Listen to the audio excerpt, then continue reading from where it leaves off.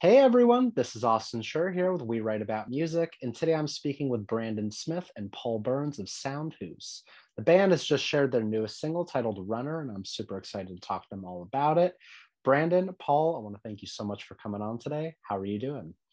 We're doing great. Thanks for having us. We're You doing are excellent. Doing very very well. welcome. You are at the start of a busy day today, and normally I'd want to jump right into the song, but I feel like the people deserve to hear how busy you guys are. So break down the busyness of it. What's going Yes, we on? are. I mean honestly, it's been pretty crazy. I mean, from playing constant shows to having to rehearse for shows to finishing the album even though we just released the single, putting out artwork for it, creating flyers, all the marketing and promo materials. Like, what a lot of people don't realize is how much work that we actually have to do when we don't have a label or a Yeah, manager or anybody doing anything like that. So it's any of our marketing's us, any of our video promos and editing, that's all us. So it's constantly doing that stuff in addition to having our job that allows us to be able to eat and live. So exactly. um I don't think people realize that it's not just getting in the studio and going home and crossing your fingers. There's a exactly. lot more that goes into it. Exactly. I mean, you figure, what was it, yesterday? Literally yesterday, we had what, a 4 hour recording session just Oh, tracking your drums. so amazing. Yeah. So we Okay, had that's to, pretty cool. yeah, we had three songs left on the album that we needed to do, and everything else for it is pretty much done at this point. It's just a matter of getting his drums in and then blending everything together before we do the final mixing mastering. Nice. So this is the start of the day, and you've got so much music that's come out, and you've got so much that's on the way. But I want to focus on Runner just for now. The song rocks. I mean, I'm being just as blunt as possible, but it does. You could listen to it over and over, and and you can hear new things as I much as love you it. listen to Oh, it. thanks, I Austin. That love means it. a lot. Thank Yeah, you. I truly do mean that. I wanna kick things off by asking, what is it about? Does this song have any special meaning to you guys? Ooh, let's let Brandy answer this. I mean, yeah, it's one of those songs where I wanted something that, I mean, most of our music is typically feel good music, even though it can be about dark subjects. Sure. And the one thing that I think we strive to get across through everybody's head is the fact that we want them to, or we want to promote self confidence. And regardless of what you're going through, whether or not you have anybody doubting you, or life just keeps throwing obstacles at you or whatever, it's like you can make it through it, and it's having a positive mindset and outlook on that situation. And that was even one of the things that I had to remind myself while I was doing the writing process is very similar to, like, if you listen to Mr. Brightside by the Killers, it's like that verse, Sure. it ends up repeating in that second verse. It's the exact same thing. And so I fell in love with that verse so much. I'm just like, I don't know how I can top that with this song. So I just Right. want to, I'm going to end up doing it again. So we just wanted something that was fast, upbeat, made you feel happy. And then the chorus is just empowering, and you're not looking back at what's behind you, and you're just I going to think keep you've looking succeeded. forward. Yeah, I think exactly. you've done that. And normally I would save this to the end, but as we're on the subject, I'm just going to go for it. Your music really does blend genres. Like, there's a lot going on here. There's a lot that Hmm. can capture a lot of different audiences. And this is tough, but if you had to put a label on what your music is, how would you kind of sell it for like the elevator pitch? What do you think? For me, I go with alternative. I think alternative is like the right word to use. It's Yeah, just it's a very broad thing. Because again, it could mean so many variables of music elements and genres, and sure. um, we like to not really categorize ourselves as like what we sound like compared to this band, but we definitely have influences. Um, there's amazing artists like 21 Pilots, for example, that are doing it all. Yeah. Um, and then there's individual artists that are doing it all. I mean, like Travis Barker is an artist we look up to. I mean, the guy does everything with pop punk and rap and you know uh even a little bit of cumbia. No, no, I'm just kidding. but, but Yeah, I think what we're trying to say is the fact that we don't like being put in that specific box, because then it kind No. of limits you. So it's, you have the alternative influences from like 21 Pilots, or maybe like Who else? I mean, like we Youngblood, Mod Sun, but then there's like Sure. synth elements of the Killers. Yeah, we said the There's Killers and Green Day, Blink, any of those early thousands. What is it? Right. Warp Tour. What about like 30 Seconds of Mars? Would you say them so? too? Dude, Jared Leto all the way. Yeah. No. I listen. What you're saying is it's perfect because, and I say this all the time for artists that are just kind of making a name for themselves.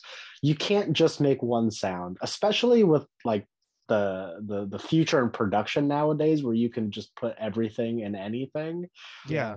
You kind of can let your fans decide if they like the sound of one song. You could hypothetically make an album around that song. You kind of have to cast a wide net and go from there and see what happens.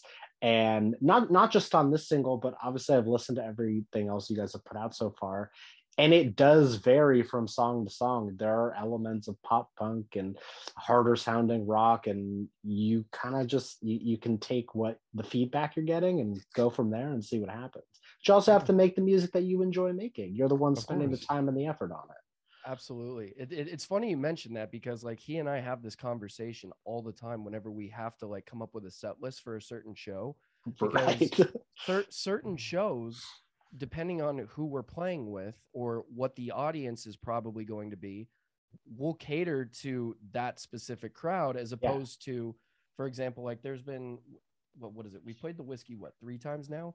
Yeah, we played it 3 for times. a venue like the Whiskey, most of the time that we've had to play there, the other bands have usually been maybe a little bit heavier, so we'll kind of lean towards the heavier, more Linkin Park style, darker, darker vibes, but maybe stay away from the bright, happy-go-lucky music that maybe Runner is. So it depends on what kind of a show we're playing and who we're playing with, and it's kind of nice though because it means that we're not stuck to playing the same 6 or 10 songs every single show, and that's what's nice about the fact that we have as much content as we do now, as we get to choose. Exactly. But it's also a curse though. It's a blessing and a curse because there's certain songs that we want to play and then we don't really get to.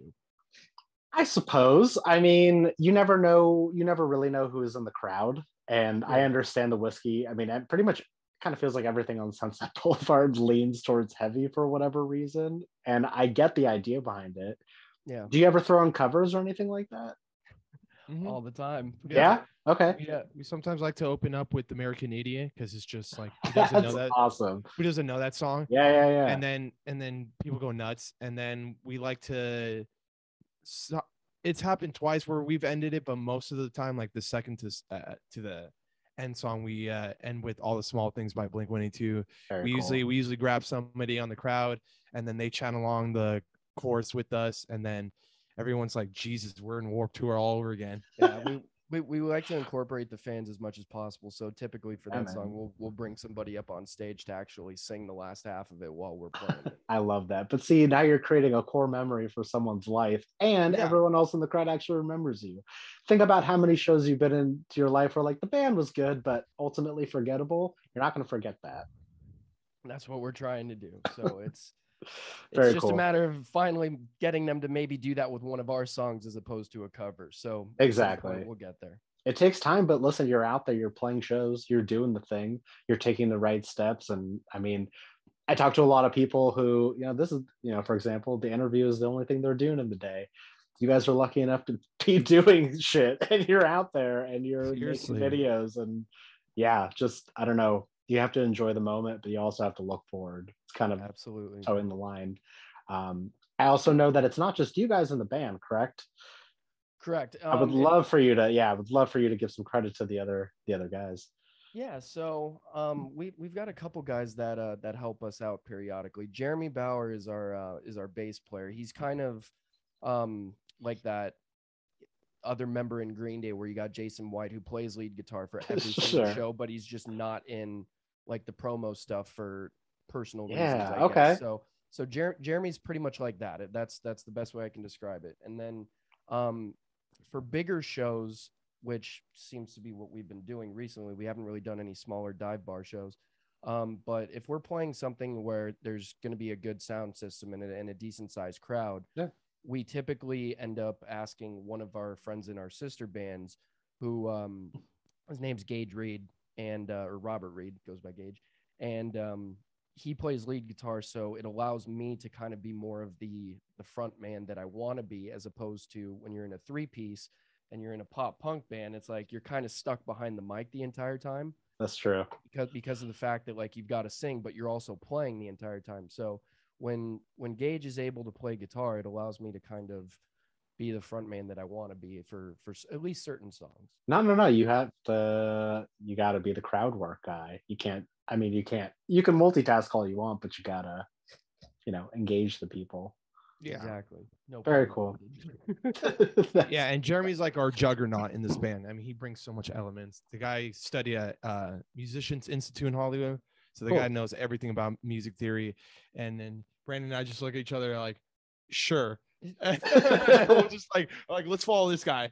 Jeremy's ability is just so good. I mean, both of them are such skilled players. Jeremy makes us so much better than what we already are, and it's like it's great because Paul and I can come up with something brand new, and like we're literally gonna have to do that this week, where we just ended up finishing a song on the record. It was the last song that we're doing, and Jeremy hasn't even heard it yet. And so it's one of those things where we can legit take it to Jeremy and he can learn how to play it in no less than 2 minutes. Oh, that's amazing. And the best part about it is that when it comes to getting him to actually track bass on the song, I just go, here's what we got, play what you want. And 9 out of 10 times, I don't even think there's been once where I said, do this. It's everything that he comes up with is so damn good that I don't even need to touch it afterwards. And that's the same thing with Paul's drums, where how the song typically starts is I'll have an idea. I'll put kind of a little bit of everything together just as like a placeholder. Guitar usually stays because that's me, but bass and drums, it's just like, okay, this is kind of what I have in mind.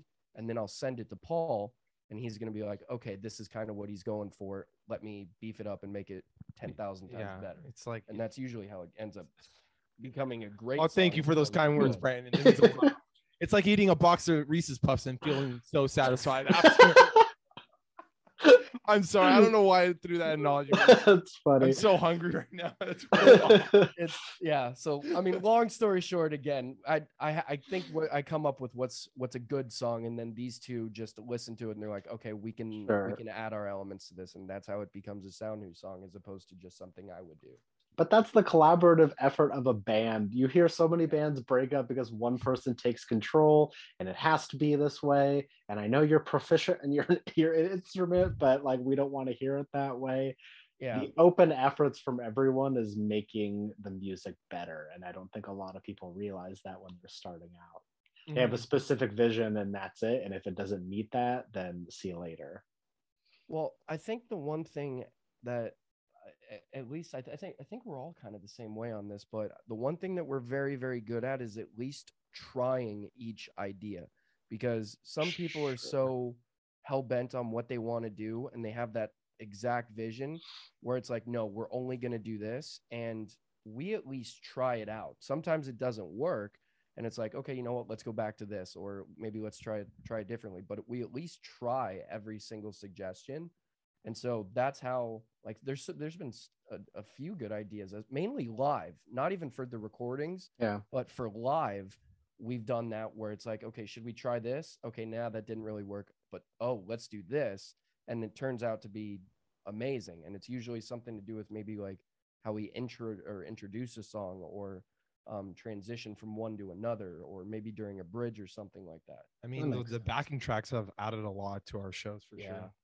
That was huge. That was something that we ended up incorporating last year as well, which we thought the reason we came up with the backing tracks is we thought that we were going to have to be a 2-piece for the longest time and kind of have to do that 21 Pilots vibe. So, because again, Jeremy was kind of just filling in at the time. So we're like, okay, how long can we run with him doing that?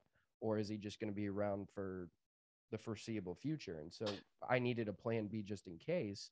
And turns out we've been playing with backing tracks with Jeremy, and it makes us sound so full, which is great. That's awesome. And he plays with you guys live too. Is that correct? Okay, got it. So yeah, I mean, we've been talking about touring, so I'll just ask, do you have any upcoming shows that you'd like to plug? Anything in the works? Yes, we do. Please. This Thursday at the Mint, we go on at 7:45. Cool. We're playing with the other amazing acts. I don't really know who they are, but I feel so bad for. It's an all-female lineup though, which is awesome. Oh, We sweet. love that. Really? Every single artist after us is all female artists, which we Okay. love.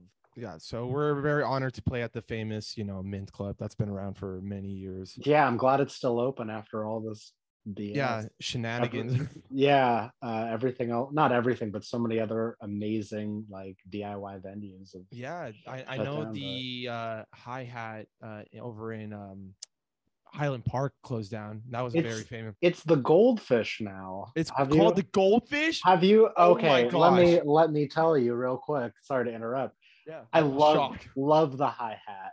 It was such a cool venue, right?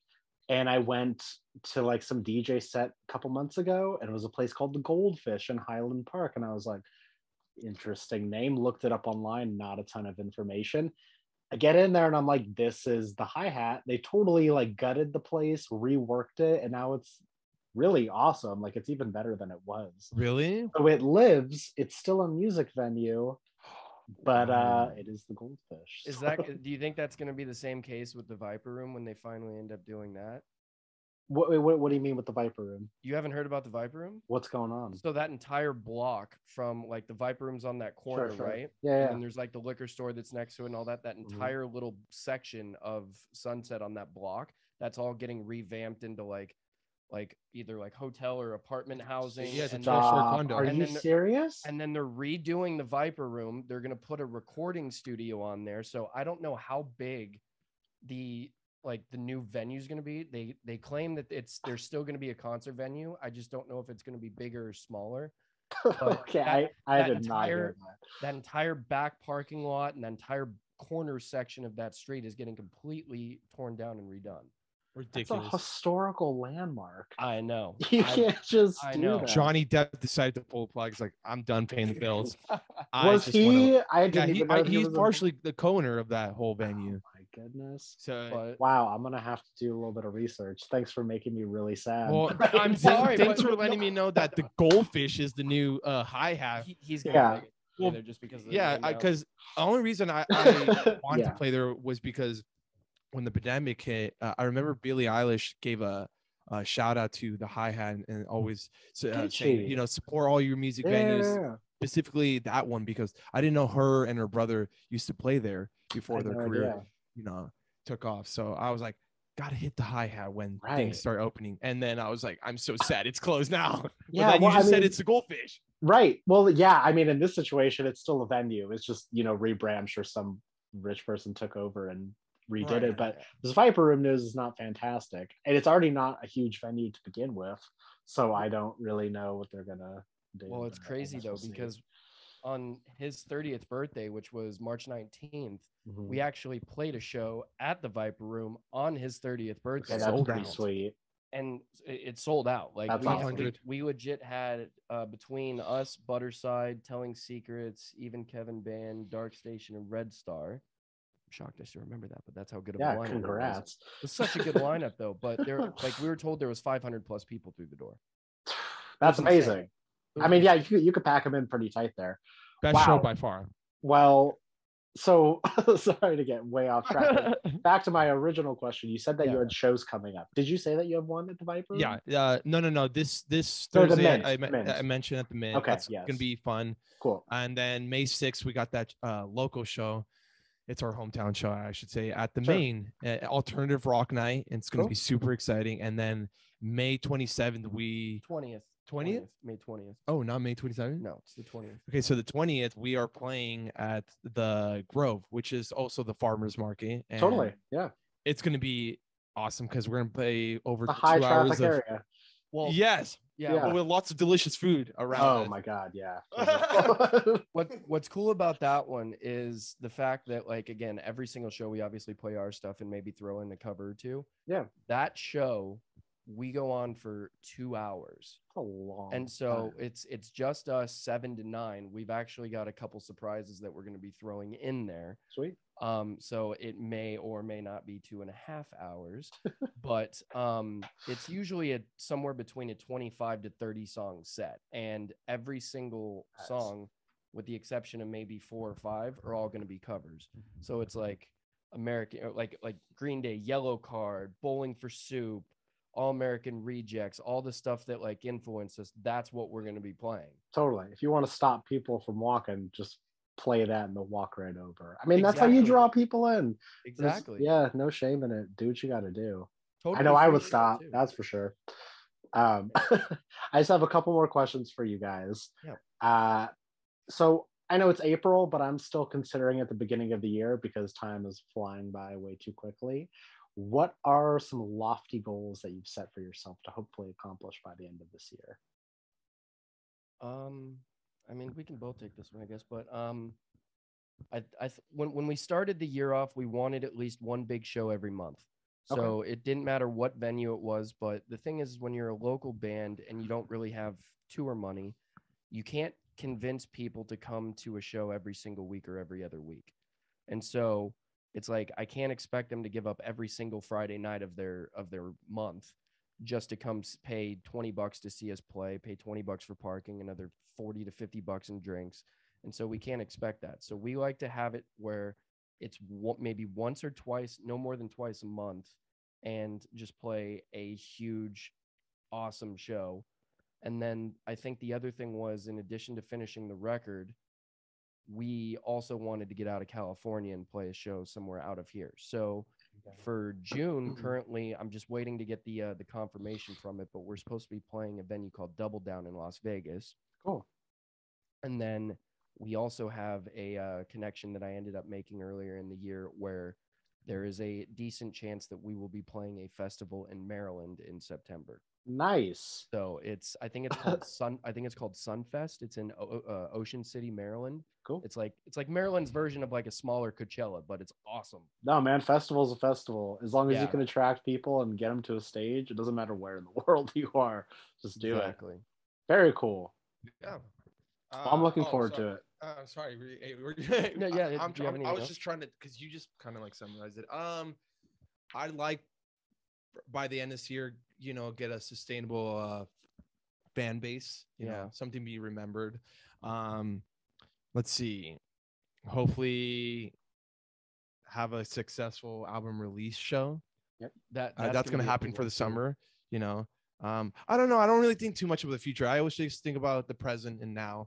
It's the baby steps, man. Yeah, it's like the small goals is what I really focus on.